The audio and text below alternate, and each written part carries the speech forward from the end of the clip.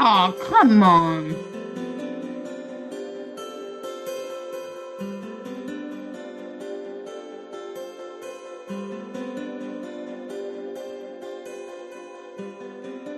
None of them are working.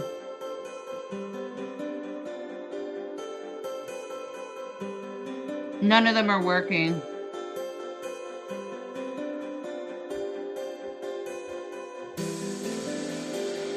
I'll try one more time, but none of them are working. They all popped back at me and said they weren't working.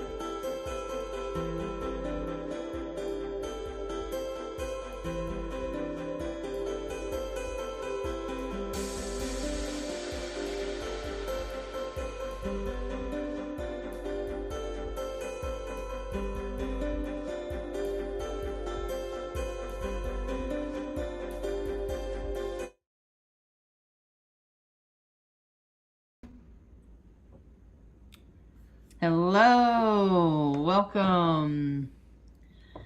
Welcome, everyone. Good to have you. Somehow our little, there we go. I was trying to get it to work. Soundtrack I'm hearing? There we go. Yeah, the soundtrack's off.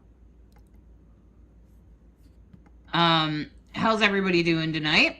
Okay. We are here offering readings and that kind of thing. Hi, Haley. Haley Gilbert. I see that you'd like to have a reading. We'd love to give you one. We just need a little bit more information. We see that your birthday is 11/27/2003. But could we please, what we need to give you a free reading is 3 things: your birthday, your time of birth, and your place of birth. If you don't have the time, we can manage without it. Slightly less accurate that way, but we can still do the reading without it. But we at least need your birthday and place. Hi, Lissy. It's great to have you. I'm glad you're here. How's everybody holding up with all this that's happening? We have a lot of Aries going on. Has anyone noticed a little bit more combativeness? A little bit more of a feeling of wanting to fight? I know I personally have felt that. Oh, okay. Lafayette, I don't know why she's saying women's and children's. Not sure what you mean by that, Haley. I know what you mean by Lafayette, Louisiana, but okay. Okay. Are you putting that in, Bright Hawk? So there's a lot going on with Neptune. That's right. And my software was rebooting for this particular moment, so I think I can get it started. Oh yeah, it does that occasionally. Thank goodness it does it usually pretty quick. Pretty quick. Okay, Haley. So we don't know a time for Haley? That's what she said. She doesn't know.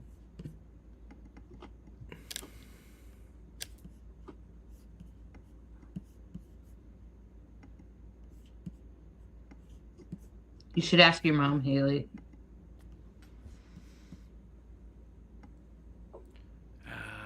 Where? Oh, there it is. I bet you can, Lissy. Yeah. I'll let Bright Hawk do that. I'll put you on mute till you're done, Bright Hawk. And then the Lissy, yeah, the Saturn's not quite there yet, but it will be in a couple days. I don't know if you listened to the forecast we posted on Sunday for this week, but man, spiritual warriors are rising up. We are rising up, right? And we've been seeing protests going on for a while, and now there's more protests. More people are joining that vision, and there's a lot going on, right? Hi, Laura. Is your life becoming very busy too? Sometimes Aries can make things very busy because it's super fast, because it's ruled by Mars, which is a super fast planet.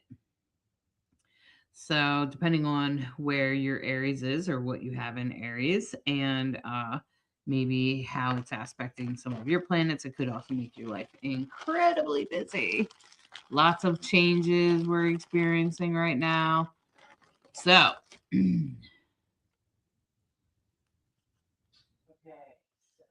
go ahead, Bright Hawk. You can unmute yourself.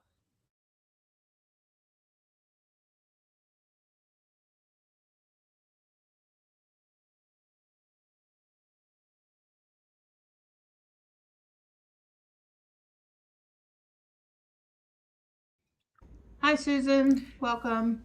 Okay, Haley. So this first reading is for Haley. I just put in a default time of 11:11.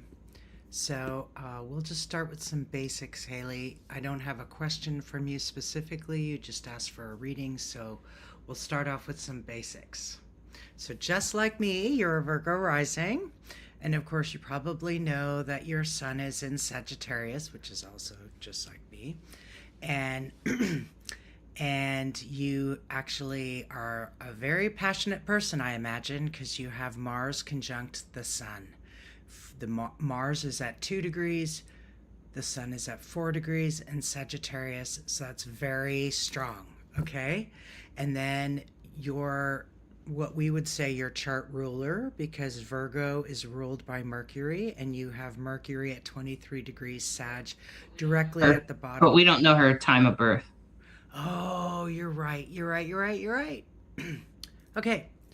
Never mind. I do it all the time.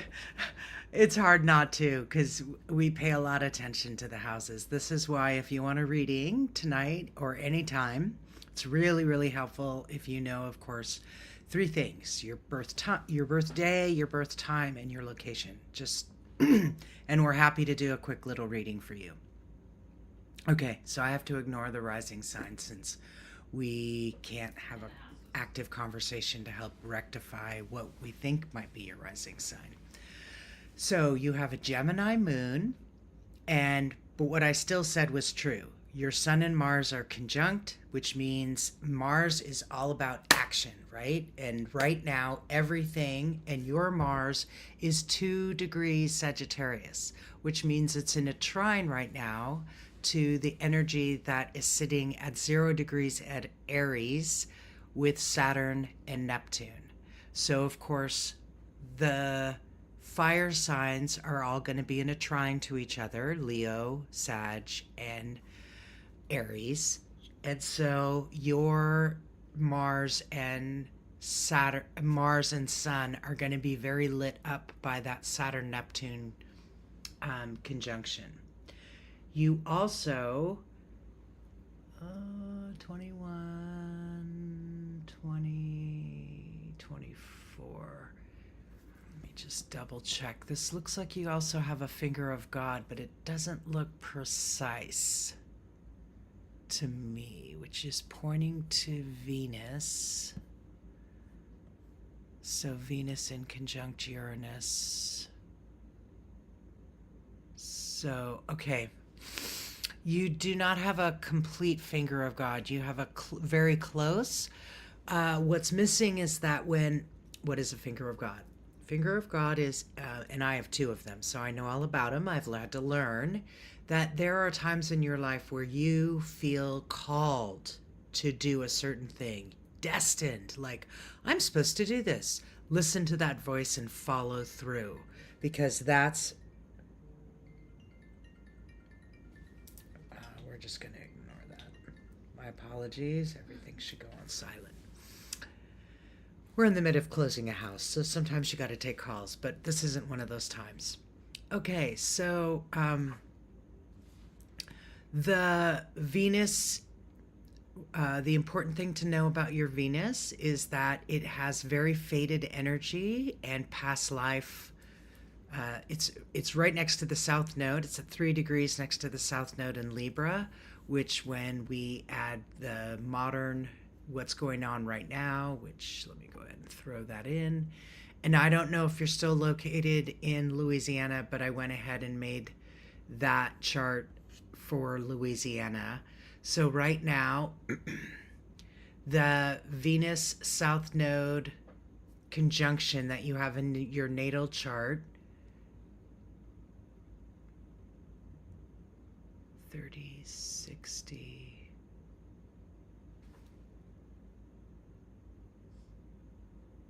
No, it's just 30 degrees. Okay, so the nodal return. Okay, I'm not going to worry about you and the eclipses. It's already past your markers, so less to worry about. Okay.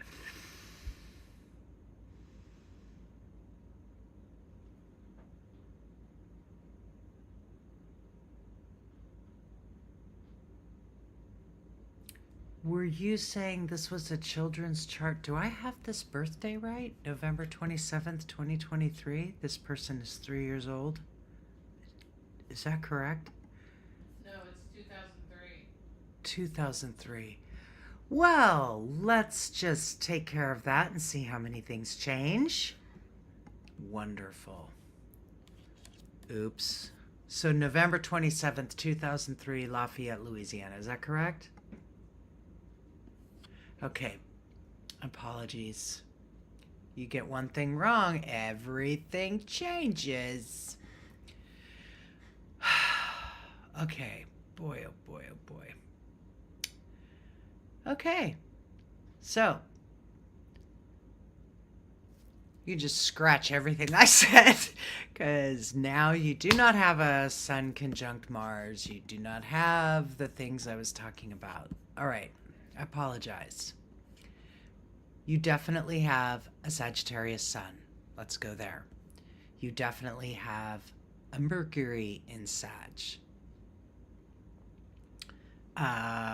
Conjunct, yeah, 3 degrees, conjunct Pluto. So you're looking there at Pluto is the planet of transformation and things that are hidden, that are under, and Mercury is communication.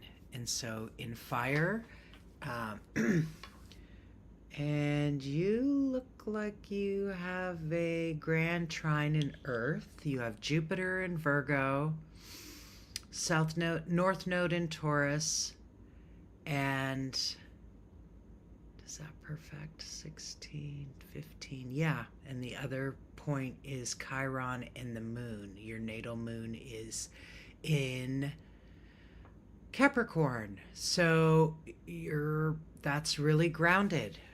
Um, uh, Capricorn is tends to be on the cool side. So the moon in Capricorn is actually in its weakest place because it's the farthest from home. When the moon is in Capricorn, um, it's 180 degrees from its home, which is Cancer. You have Saturn retrograde in Cancer, or this person. I'm just going to say this is Haley. Chart. I don't know if it's related to you or what, but how's the career front going? I noticed there's a Saturn retrograde in Cancer, which can be very challenging on the career front. Saturn retrograde can have people feeling a little lost about which way to go. And Saturn in Cancer is all about um, Cancer is the crab, of course, and so it's loves family, very loyal, very family oriented, uh, not always very sensitive, not always emotionally aware. Often we say cancers are figuring out their emotions and how they feel as it comes flying out of their mouth. So, a Saturn Cancer is Saturn, of course, is now what we're looking at is that you have the moon and Saturn in mutual reception, which means they can switch places because Saturn is the ruler of Capricorn and the moon is the ruler of Cancer. So, when they're in this kind of role, it's called mutual reception, which in where they are actually in detriment because of their positioning 180 degrees from home. But the fact that they can sort of have a conversation and flip, it puts it in a better role. I'm not sure if I'm making a lot of sense. You want to add anything to that? The So it usually means, sorry, I just had to Go ahead. um okay. Uh so Saturn and the moon can flip places literally. So this could make you, I imagine, Haley, you experience some at times emotional unrest on a day-to-day life, day to day. And I also wonder about your health and well-being day to day, or is it in career? Because what Brighthawk was saying about the Saturn retrograde in the sixth house. Um, I also wonder if it has to do with something else in your day to day life. Maybe not work. Maybe it could have something to do with something else, including your health or wellness. Um, and so, if you find yourself challenged in that regard, you do have Saturn retrograde in Cancer there. You haven't gone through your Saturn returns yet, but you will. And in the meantime, uh, you're probably going to experience some pretty big life changes this year, especially because of the nodes returning into Virgo and Aquarius. So that's going to create sorry, Leo and Aquarius. That's going to create some it's not going to necessarily be bad. It's just probably going to shift your energy a little bit. And it's probably going to shift the way things are, change the way you live. You're still figuring out who you are. In astrology, we don't really um, consider you grown up until you're 30. And so we see you as still developing um, because you haven't gone through your Saturn returns yet. And I know in our culture we don't see it that way, but that's how we see it in astrology. So you're still developing, you're still finding things out about yourself, you're still learning things about yourself, and there's nothing wrong with that, Haley. It's a great time to be alive, right? And with the Capricorn moon, there's probably times that you feel a little bit colder, and then there's a lot of times, or you don't understand your emotions, or you don't get it, and then all of a sudden there's other times that that that's not true. Suddenly you feel like suddenly you feel like it's everything, right? All right, Haley, I hope that's helpful. Okay. Lissy, I have your daughter's chart. I think it's your daughter. Um, holy cow, does she have a lot of astrology? She has a lot of Aquarius energy. You're not kidding. I mean, wow. Um, she has a lot of Aquarius energy. Just gonna show you guys. Look at this. You guys see it? All of this. She has a whole bunch of stuff in the same area. Um, so what I can tell you really quickly is that she's in Aquarius and that the nodes are going to be moving here into Aquarius here very soon. I suspect that she's going to experience a lot of shifts in her life, a lot of changes. She's going to be an activist. No getting around that, being an Aquarius. Um, so don't be surprised when she starts to want to do that. And I would say, Lissy, that in the coming 2 years, including starting this Valentine's Day, which is or in or around February 17th, there's going to be an eclipse in Aquarius. We'll sort of give her a precursor as to what the next 2 years will be about, what's coming into her life, especially in relation to like higher thinking, education, career, things like that. She might start to find out what she really wants to do with her life, which which could, be really important, especially with her going forward. So major life changes, major shifts in her reality, totally different perspective on the world, and probably also shifting the way she lives her life. So I don't know if you had any specific questions, but there you go. Um, hey Bianca, how you doing? Good to see you. Glad you're here. Um, uh, oh yeah, she'll be 15. Yeah, well, so the North Node is going to enter there for the next 2 years. This summer actually, it won't be February around Valentine's Day will just be like sort of eclipse in Aquarius.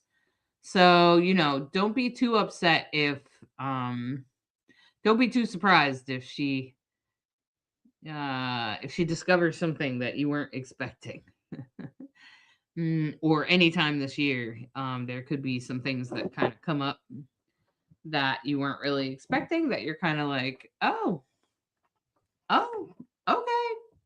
I mean, I don't think it'll be a big deal for you. Um, does she identify as she?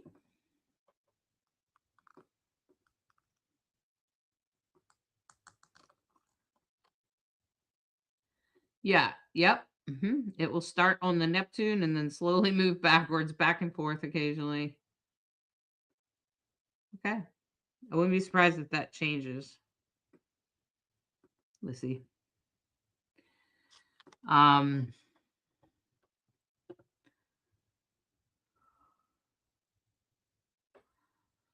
she may not discover that until her Saturn return, but yep.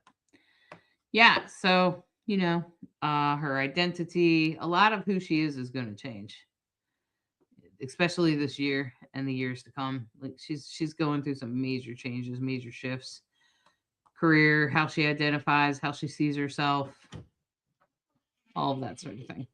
Okay.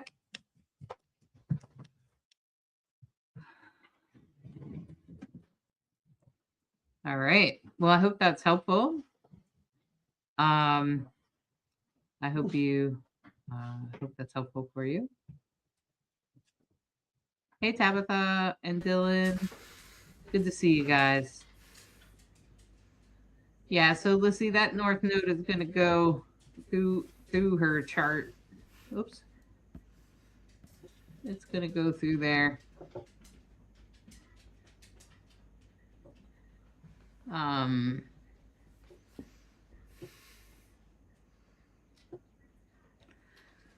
So you can see right now, she has a whole bunch of stuff on her Aquarius placements. And then, Wow. yeah. And then later on, you can see that north node. It's right there. And if you just keep going, there it goes in Aquarius. And it's just gonna, and even when it just moves into Aquarius, she'll probably feel it. And then it will just keep going through, going through, going through. And then you said her birthday is something, but when's her okay, hold on. So her birthday is February 14th. The eclipse is right on Neptune for her. So she'll probably have a really good vision about what exactly she's supposed to be or do. So whatever happens during the eclipse will probably be very destined. It will very much speak to who she's going to be. That'll be February 17th, just a couple days after her birthday. Yeah. All right. Boy, with that south node conjunct her moon. Was it the moon? South Yep. node In conjunct. Cancer. So I just want to say, whenever we see conjunctions, particularly with the south node, it speaks a lot to our many lives. When I think of the south node, I think about past lives. And so it immediately makes me think about karmic contracts. So when we talk about the moon, we're talking about usually Divine Mother. We talk about Saturn often as the father or masculine energy. You know, each of the planets has a lot, tells us a lot about each person's story. And so when we see things like that, it's like, oh, so South Node conjunct the moon. It's the mother that's asking all these questions, right? It's you guys probably have quite a relationship a calling together that you've made an agreement about this life. You've done other lives together and made agreements about what you're going to learn this time together. So it's very interesting. It's one of those things you want to pay attention to where you're definitely each other's teachers too. Mm-hmm. Yeah. So everyone, I hope that you're navigating this time. If you'd like a reading, you could put your birthday, time, and place in the comments. We're happy to give you a reading or to take a look at your chart. And what I'll say is that there's a lot going on right now in a lot of different areas. There's big movements, big placements happening. If you haven't listened to our forecasts, um, um, then we encourage you to do so because that's going to give you a good insight as to what's happening this coming week and really ongoing for the rest of the year because the transit that's happening that starts this week will be a little bit of the theme for the rest of the week. There's that YouTube link to the video. Now the thing is that I also do a Substack that includes a written horoscopes um written horoscopes and the whole horoscopes in Substack. There you go. The Substack list there, that's this week's horoscopes. And of course, if you go to our YouTube channel, you can also subscribe and see the reels that are being posted for every single sign. They're usually posted like we can only post a couple of couple per hour or whatever, couple per day or whatever it is, depending on the site. And so you can just subscribe to the page, to the YouTube page, to the Facebook page, and keep an eye out for the reels so you can catch your own personal horoscope. I strongly suggest that you listen to your sun sign, your rising sign, and your moon. Now, the sun and the rising will be a mixture of those two things as to how that transit will affect you. And I'd say that the moon sign would affect more of your emotions, more of the emotion of who you are, right? And so sometimes the moon's a little bit harder. It's a little bit harder to detect, I guess. But you know, I still think that it still applies to me sometimes. It's a little bit easier for me to sort of pick it up sometimes than it is other time. So I seen that Tabitha and Dylan were asking for any insights. So Tabitha, I found your chart real quick. Oh, you guys, you're still having that major transit. I think I remember telling you about this before. This is a long transit.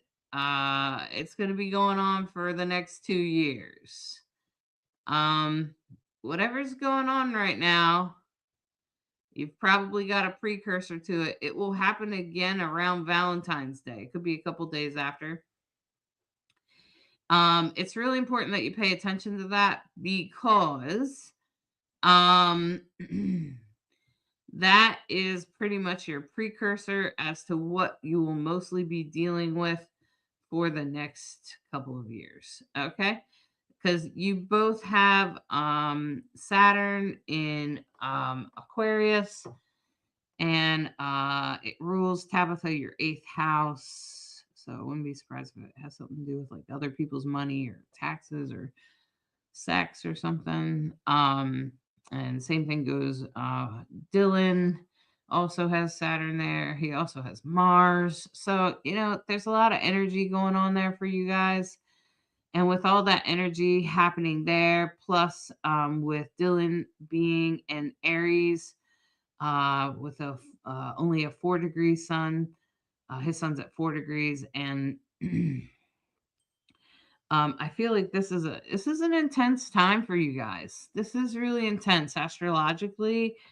Um, so I really think it's important that you that you are aware that this is a major test of who you are.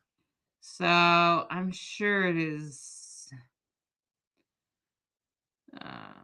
incredibly hard, incredibly challenging. I don't want to like put all your business out there. But I can imagine that this is an incredibly challenging time that is really, really hard to navigate for you guys. And I would just suggest that you remember that no doubt the universe is unfolding exactly as it should. Um, you guys have a lot of things destined, you have a lot of things lined up. Remember who you are, remember where you came from, remember how you guys came through together, remember everything you've been through, and be prepared to change and shift who you are to make it a little bit easier for you. Okay? Change and shift. Being open to other ways of being with each other would be my best suggestion. Maybe also experiencing a little bit more independence or time away from each other could also be helpful. Okay. Um,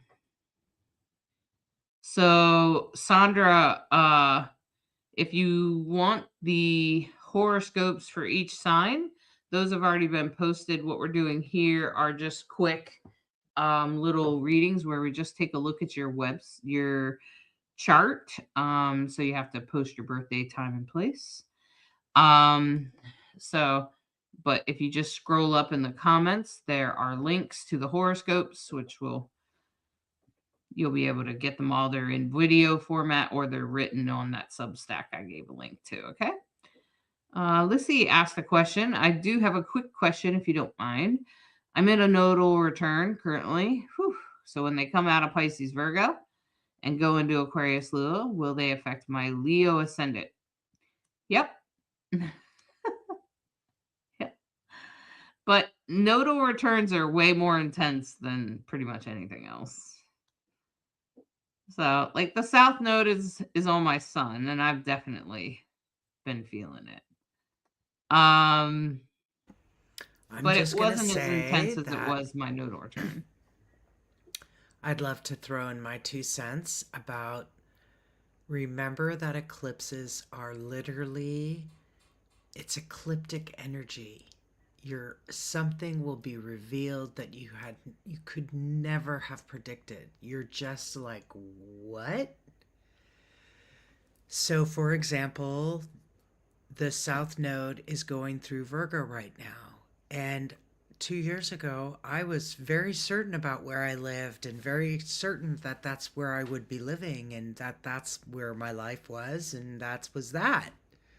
And now 2 years later, I'm like, oh my God. Everything's changed. We've moved. We're gone from the Rocky Mountains to New York. Life couldn't have I could not have predicted the kind of changes that presented themselves. So, how do you surf a nodal return? Be flexible, pay attention to your instincts, your inner voice, your gut instincts, whatever it is that's calling you that says, gosh, I don't know, but I've been having this thought. I just need to speak it out loud. Yes, you do. That's uh, nodal returns can have things sort of come to our, for lack of a better word, sort of wash up on our shore and be like, wow, well, I didn't think about that before. And now suddenly your life is going in a different direction that can be fabulous. All about making it fabulous. So it's big and it's important that you use your tools. This is why we have practices. That's why we call it practice, because the more we do it daily, the better off we are, whether it's yoga or meditation, hopefully both. Some kind of daily movement, some kind of we feed the body, we feed the mind, we feed the spirit, all with quality. And in that way, we're ready when big changes and opportunities arrive. And if we're stiff, that's when we break. But when we're flexible, My friend Fantuzzi would say, "Blessed are the flexible, for they shall never be bent out of shape." We can, the Buddhists talk a lot about the tree that bends in the wind, and the plant that doesn't get tested in a storm doesn't grow strong. So these are those days where we get stronger, and when we do our work, I believe things have a way of falling into place that is better than you can imagine. I don't have an imagination the size of the universe. Do you? So uh, I'm amazed how things have fallen into place for us the last 30 to 45 days. It's wow. And it can happen. It's definitely um, feels like a surfs up kind of ride, but it also means, because it's the nodes, because it's those the that destiny. The south node is all about our past lives. The north node is all about our destiny, our future, our north star. Right? We're not just talking about this lifetime. We're talking about agreements we've made for who knows how long. Who knows how many different things. And when you start to realize that things are unfolding just exactly the way they should, and maybe we don't have all the answers and we can get like a much bigger perspective, all of a sudden it's like, oh, yeah, maybe I don't have all the answers. Maybe the universe knows a little more than me. Oh, yeah, for sure. So that's what we love about astrology, that it can help us sort of get through those moments. Frankly, I don't know how people run their lives without it. I highly advise that you take advantage of at least once a year getting an astrology reading. Hollis is an extremely good reader. Very, very helpful information. Helps you really make sure you're on the right course and you're not trying to. The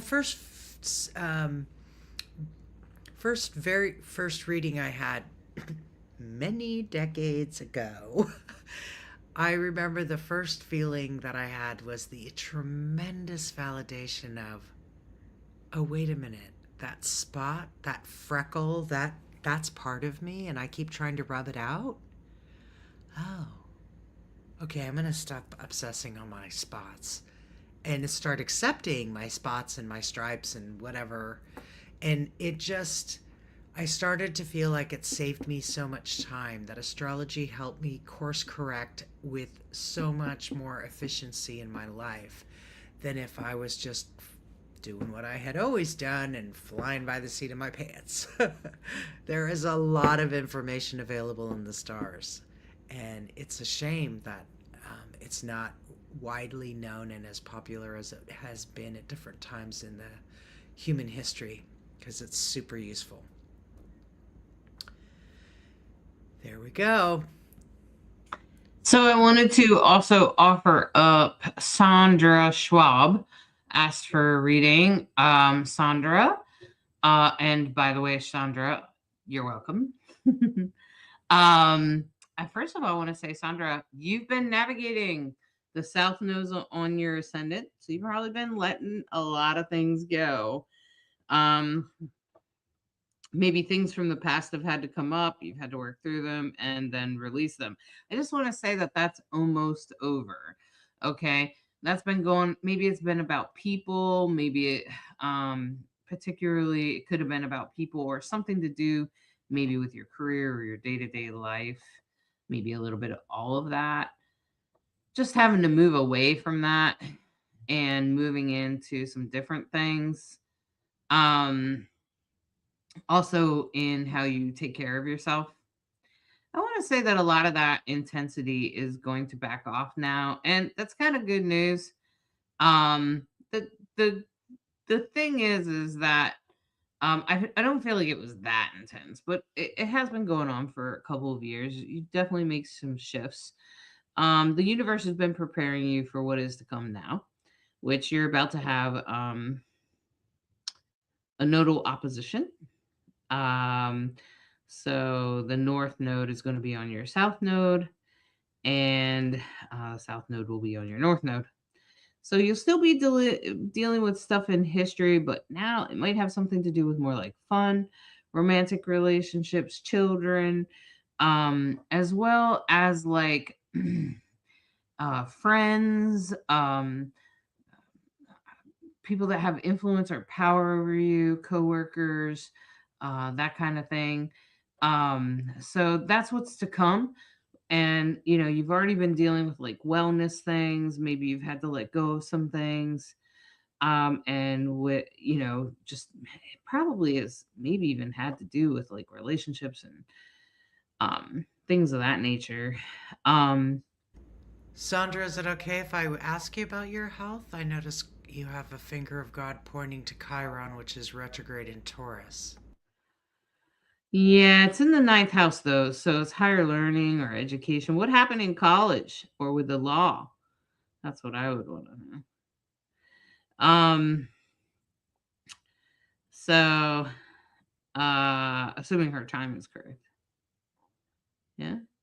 Her son's not aspected. So sometimes Bright Hawk, one of the things we look for is the sun aspected because it represents vitality. And the first house, she does have the sun in the first house though. That's why I said maybe wellness. Maybe like she's had to make some shifts to live a healthier life. Maybe she's had to change her diet or something. Maybe she's had to do more meditation, yoga, tai chi, anything like that that's bringing you in a better, healthier life. Maybe it's just the way you're thinking about it. I'm going Oh, to say there's a profound healing relationship that you have with someone because you have Venus in conjunct Chiron. And that's strong. That's a Venus in conjunct the moon. So that's all about mother, relationship, and Chiron's involved. And so there's I, hmm you have Chiron with the finger of God, and the sextile at the bottom is Neptune and Uranus. No, Neptune and Pluto, forgive me. Neptune and Pluto. Pluto in Libra at 23. All of those are direct. Neptune in Sag. Okay, so let's crack the code. What's the story telling us? Okay, so Chiron. Chiron's retrograde in Taurus, which means it's the wounded healer, but it's in Taurus, which is when it's retrograde, makes me wonder what kind of health challenges you're up against, and if anything happened at 22.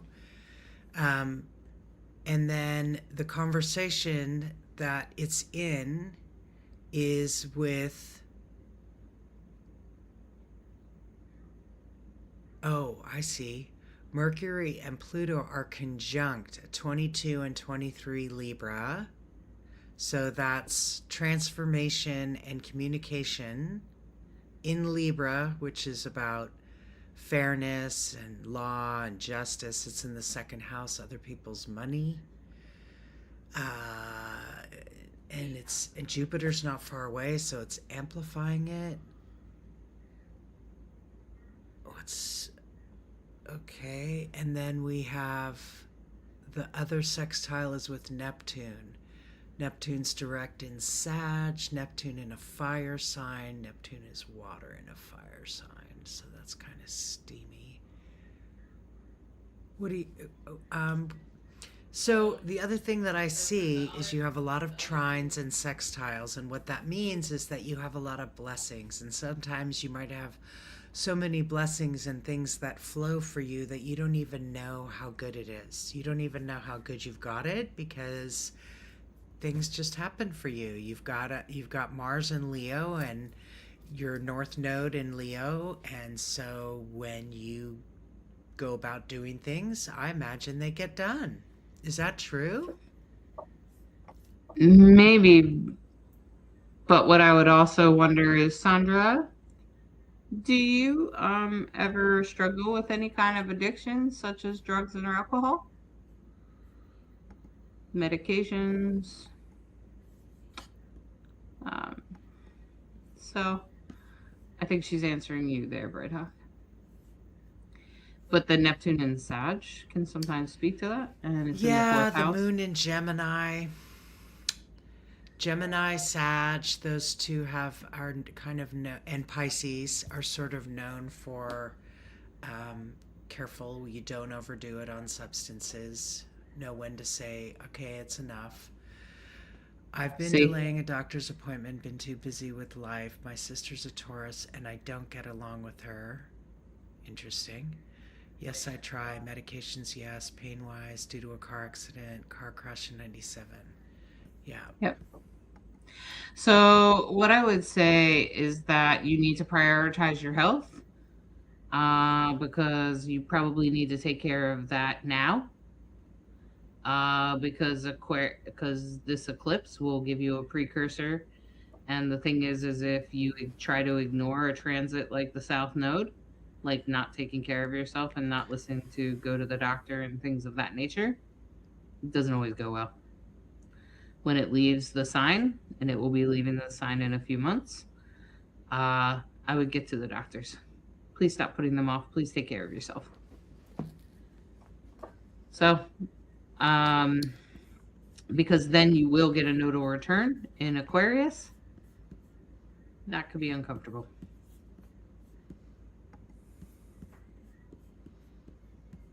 And is there something medical that your parents also dealt with? See how the Neptune Bright Hawk is in the fourth house? Mm-hmm. So Neptune also speaks to addiction and things like that. So maybe her parents were also had addictive patterns, but that could have led to that Chiron retrograde in She the said ninth house. alcohol. Yeah. So there you go. Because addiction is hereditary. It's a taught behavior. Yeah. It's a taught behavior that you don't even realize they taught you when you were a little kid. Like, um, if you like look up the theories in um, alcohol and drug addiction, most of the behaviors are learned in childhood. I think they're still testing to try to figure out if it's genetic. I think there's still some, you know, some back and forth about whether it's genetic or taught, but either way, it definitely seems to run in families.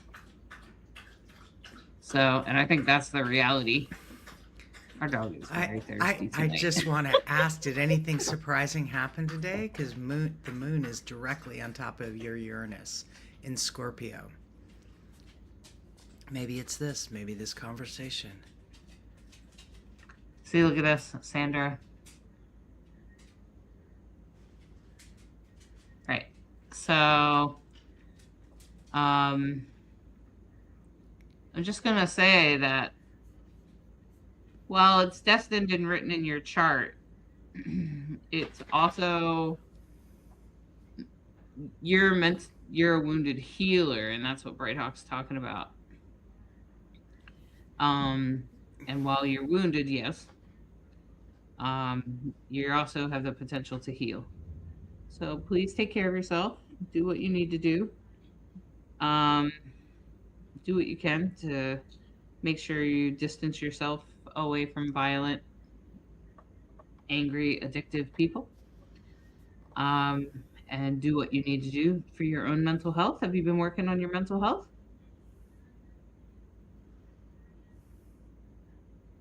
Yeah. So, so Brayhawk, when you see the Neptune in a major aspect like that, Yeah. especially when it's direct, when it's retrograde, sometimes they grew up with the addiction and they hate the addiction, and they're kind of like me. Okay. Not always, but sometimes. Okay. And then sometimes when it's in an aspect like that, especially in Sagittarius or Pisces or Gemini, like you said, that will speak to an addiction or something. And because it's in the fourth house, that speaks to that. Okay. Um, Well, I think it's about time to wrap up, my friend. so, um, we're always learning. We're all learning astrology all the time. And I think astrology is amazing. I think it's profound to learn that um, we have a particular placement in our chart that helps us understand our history a little bit better, our past, especially if we have been through something rather traumatic. Sometimes we can take on um, the victim mentality of that. And well, that's okay. To see yourself because you were a victim to some degree. We also there's some parts of us that could become wounded healers. Maybe we're here to help others. Maybe there's some part of it that our soul is here to learn and overcome in some way. Um, I know people think I'm crazy, but I'm grateful for all the things that have happened to me. They made me incredibly resilient, and I'm grateful for them. And I've had quite a traumatic childhood. You can read about it in my book. You can go to my website. I know Bright Hawk isn't hilarious. I always find a way. Okay, divineandrogen.com. I know it's the Mars and Gemini. Okay, so you can book at my website, divineandrogen.com. You can also book Bright Hawk here at psychicinsights.life. You can book either one of us there. And, if you're wanting to learn more about your astrology chart and get a quick look, we put together that little guide there for you. You can find in my digital shop at divineandrogen.com. It's a great little if you use the live 50 thing, you only pay a couple bucks for it. And it will help you get a free astrology chart, tell you what your sun, moon, and rising is. And then you can go up here in the comments, take a look at your horoscope and your horoscope will be more accurate and read all three because everybody should be reading at least three horoscopes every week. So you read your sun, your moon, and your rising, and you'll find that it's a little bit more accurate. We hope that you'll check us out next week. Every Sunday night, we try to release a video on YouTube, and I try to announce it through Substack. So make sure you scroll up in the comments and grab that link to our forecast, our weekly forecast. And we hope you've enjoyed this. And I hope, thank you, Lissy. Maybe we'll post some pictures of it when we get there and we get it all settled in. Thank you. Thank you. Remember, the big dates to remember right now is that we have a new moon and a solar eclipse on February 17th in Aquarius at 28 degrees. We have Mercury retrograde. We've already entered the shadow period of Mercury retrograde. It starts retrograde on February 26th. It goes until March 20th, but the shadow period is February 11th to April 9th. Okay, so, it's a full, all of March basically. And and Venus will be retrograde all of March and into April. So that will be something. And then, of course, 2 weeks after a solar eclipse, there's always another eclipse, and that will be the lunar eclipse in Virgo at 12 degrees with a full moon. That's March 3rd is the lunar eclipse, okay? Those are just the big ones, just the next few months, just a little thing. Of course, now we're looking at all that energy and Saturn and Neptune sitting on the world point. We're all in this together at some level or another. We all agreed. We all said, yep, these are the times we want to be in. We're going to be in it together. So may we make the world a brighter place because we're in it. Thanks for listening to Rainbow Soul Astrology, where we like to be a bridge between you and the stars. Have a great week. Much love, everyone.